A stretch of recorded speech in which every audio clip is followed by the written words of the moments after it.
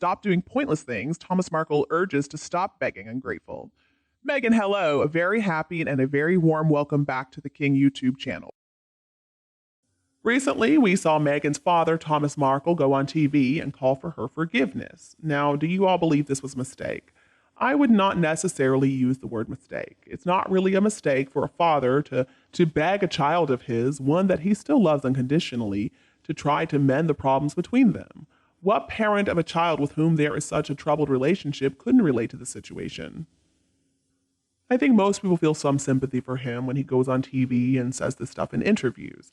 But the problem is he's not really helping himself. This is not going to work with his evil, narcissistic daughter, Meghan Markle. In fact, he's only adding to his misery, and so that's why I'm going to use the word pointless. And this isn't even the first time that he made a plea in front of a camera. He has done it before, and again, Meghan is ignoring him. I think that he does this so that Meghan will see him on TV, and she'll have no choice but to hear his plea to see her again.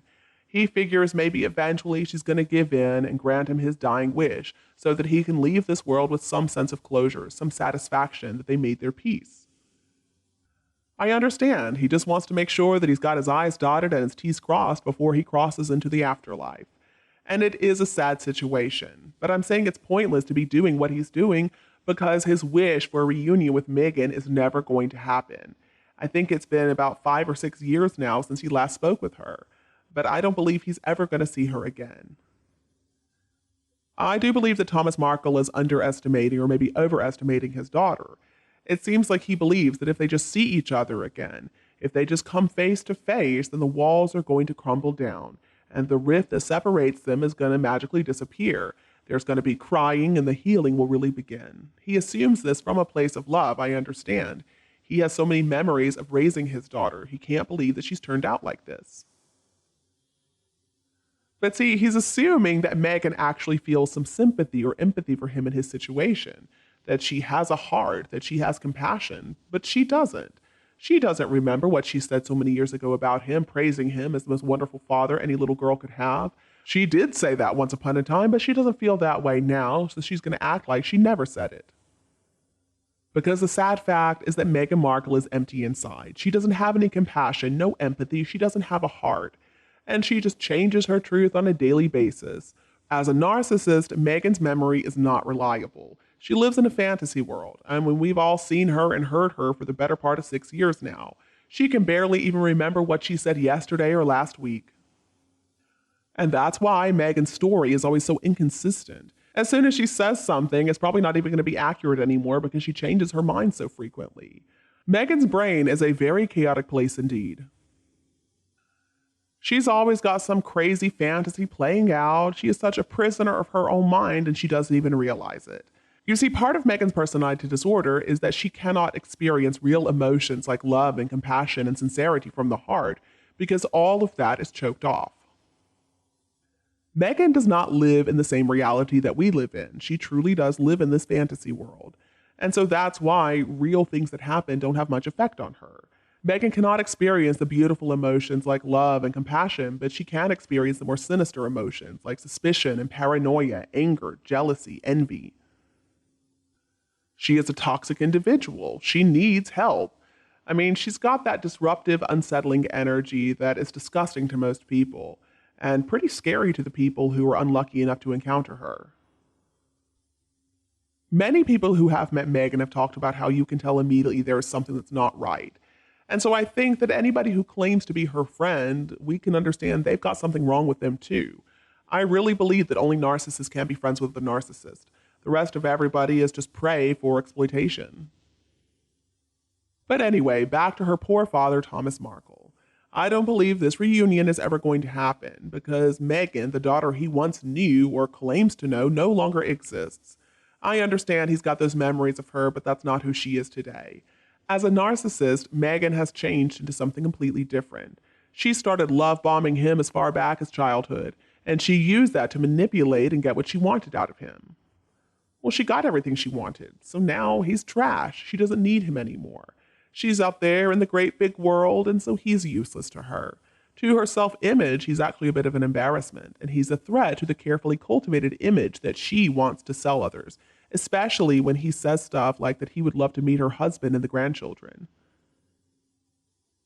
That's a threat because a reunion with him is going to cause her little house of cards to come crumbling down. All her frauds, all her lies, they risk being exposed. And Meghan simply cannot accept that risk. Meghan is also a control freak. She doesn't want to have to deal with any sort of risk. It is her life, it is her truth. And her truth is that she is done with her father forever. She doesn't really see how rekindling a relationship with her father is going to help her or benefit her, and so she's not going to do it. Meghan is also a sadist. She likes hurting other people. And I believe that Thomas Markle is only making himself more miserable by being so obsessed with this idea of reconciliation. He's suffering and Meghan is winning because she is the cause of his suffering. And she loves that because she feels powerful as a narcissist. I don't believe he has much time left on this earth, so he should be more focused on living the best life that he can right now. He should look and see what's around him right now and not worry about Meghan anymore. If he can pass away in peace with the knowledge that he did his best, then all right, let it be with the people who still love him around him when he passes. And I hope that when he passes away, Meghan Markle's behavior haunts her for the rest of her life, even though I don't believe it will.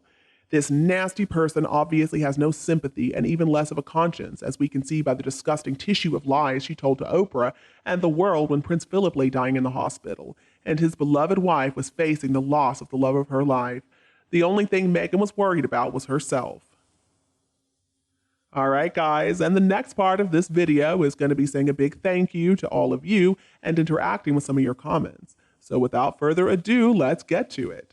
Right now, I'm going to be responding to the comments that you all left in the video titled, "Devastating Meghan and Harry Fail as Sussex's Life Has Turned Out Terribly."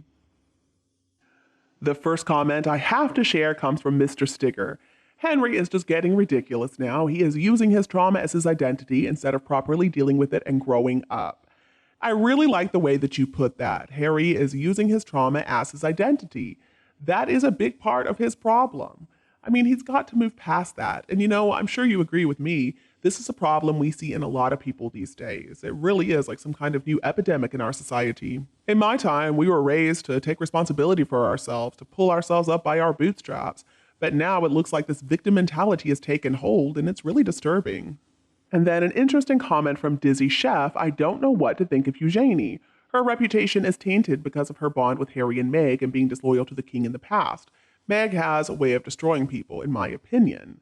I also don't know what to think of Eugenie. Sometimes I think that she finally has realized those two are no good for her, and sometimes it seems like she still wants to keep this relationship. I don't know why, though. I don't know what she could see is in it for her. I mean, maybe she really does just love her cousin Harry, and it's as simple as that. But I don't see how she could possibly love his evil wife, Meghan. All right, so let's look at another comment about Eugenie from Sassy Cat. "Never trusted any of the Yorks, and Eugenie has always harbored deep resentment for the Princess of Wales. In my opinion, Andrew suffers from the same warped thinking that Ginger Winter does in respect to him also being a spare. I think it would be good for you to share your opinion about Andrew and Sarah Ferguson as their parents." So even though the Queen has done her best with the girls, I mean, she has a lot of damage that she needs to repair. As always, I love reading your comments, so please leave them. Thank you very much for all your kindness, and continue to accompany me in the next videos. Don't forget to press the subscribe button for the King YouTube channel so you don't miss out. Goodbye, and I'll come back to see you again tonight.